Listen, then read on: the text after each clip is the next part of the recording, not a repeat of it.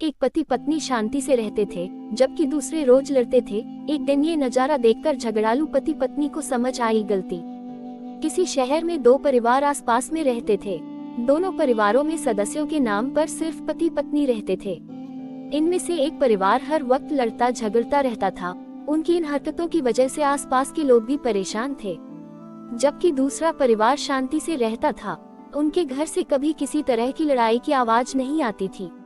एक दिन झगड़ालू परिवार की पत्नी ने अपने पति से कहा, अपने पड़ोस में भी पति पत्नी रहते हैं, वे कितने शांत हैं, उनके घर से कभी किसी तरह के विवाद की आवाज नहीं आती।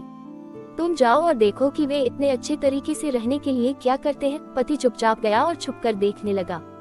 उसने देखा कि पत्नी हॉल में फर्श पर पोछा लगा रही है। तभी किचन से कुछ आवाज आई और वो किचन में चली गई। तभी पति अपने कमरे से निकलकर बाहर आया तो उसकी ठोकर से हॉल में पानी से भरी बाल्टी का सारा पानी फर्श पर फैल गया। आवाज सुनकर पत्नी किचन से आई तो देखा कि पूरे फर्श पर पानी ही पानी है। वो अपने पति से बोली, यह मेरी गलती है कि मैंने रास्ते से बाल्टी को नहीं हटाया। पति ने जवाब दिया, नहीं, ये मेरी गलती है क्योंकि मैंने ध्यान से नहीं देखा और गलती से मेरा पैर बाल्टी पर लग गया। दोनों पति पत्नी ने अपनी अपनी गलती मान ली और आपस अपने काम में लग गए।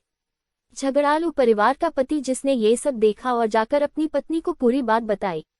झगड़ालू पति पत्नी थोड़ी देर खामोश रहे और फिर पति ने कहा, उनमें और हम लोगों में यही अंतर है कि हम एक दूसरे को गलती के लिए जिम्मेदार ठहराते हैं, जबकि वे खुद को गलती मानने को तैयार रहते हैं।